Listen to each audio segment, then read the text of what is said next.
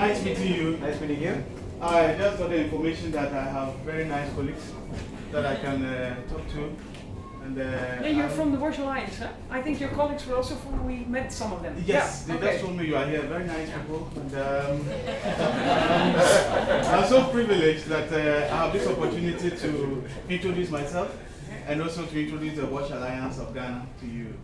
I'm Eric Chimsi. I coordinate the Wash Alliance in Ghana. And the Ghana Wash Alliance has a thinking to improve the health and then the economic well-being of the people in Ghana. And when we looked at the situation, we saw WASH to be at the center of it. And our approach is that if we improve water and sanitation to the people, we would have been improving their health and then economic well-being. What we started in 2011 was to develop a multi-stakeholder consortium to deliver these services to the people of Ghana. It will interest you to know that out of the 26 million people we have in Ghana, only 13% have access to improved facility sanitation-wise, and then only about 78% have access to improved water. So what happens is that there is a gap of about 22.6 million who lack access to improve the water services in the country Ghana.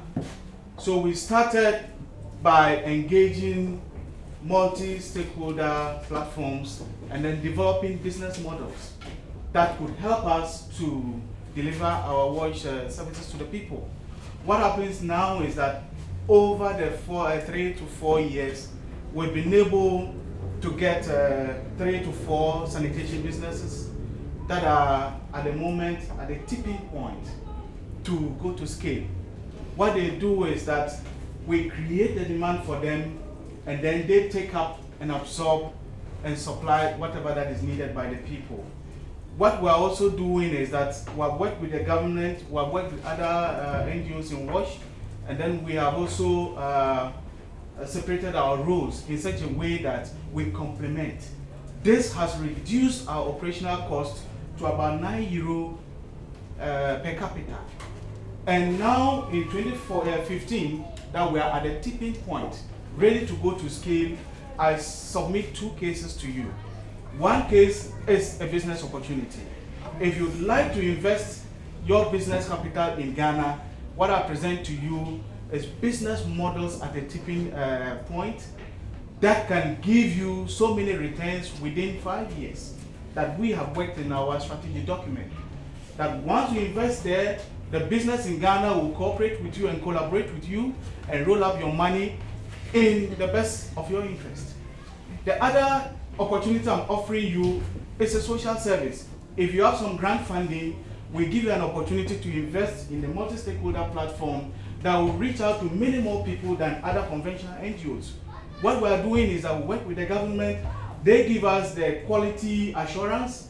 They give us a monitoring and then the legal space to do whatever we are doing. And so we are reducing costs by joining hands with other people to be able to deliver our multi-stakeholder wash in Ghana. This is exactly what I have for you. And so for further questions and clarifications, you take my business card. Yeah, thank you. You can contact me and then answer all your questions. These are some of the business cases we have developed for you to look through. Yeah. Just choose whichever you want. We connect you and then you do your business. Thank you.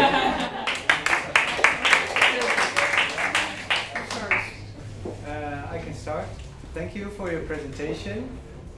I like the fact that you are pointing out that you're at a tipping point in time.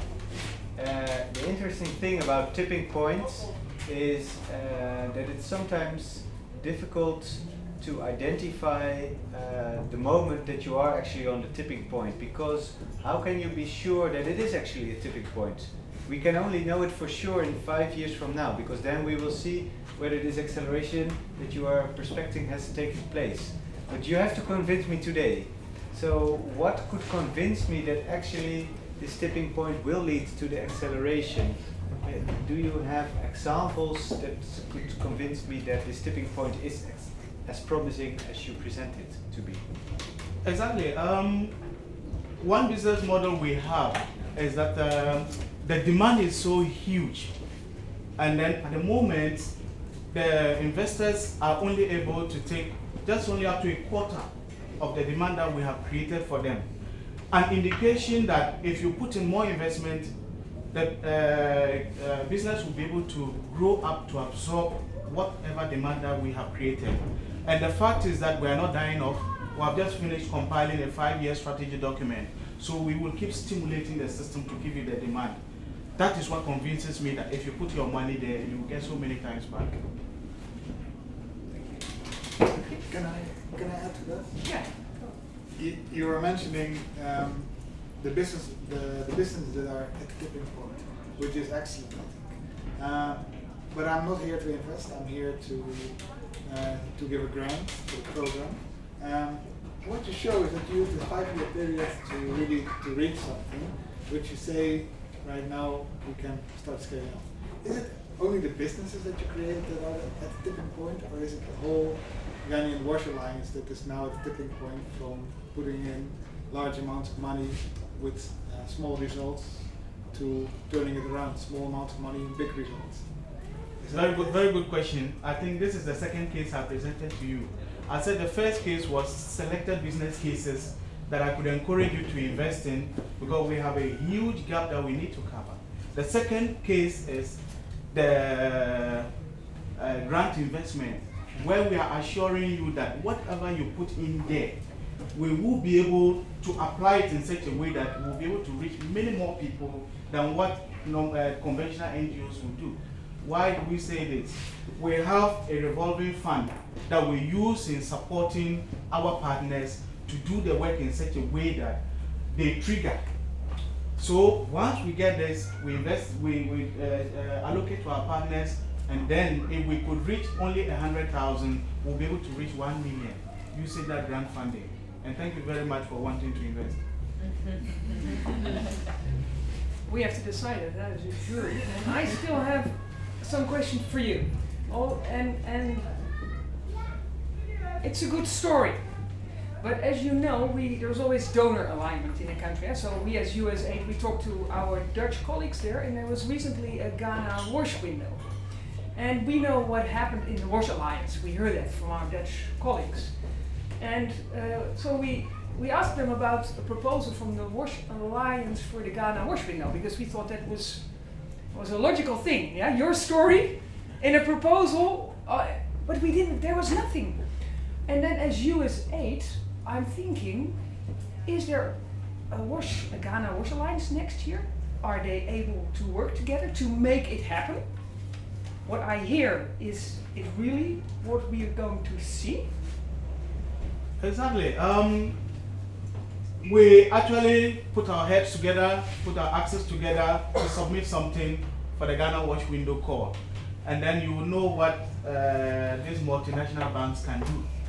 They have branch offices in countries, but decisions are not taken within those countries.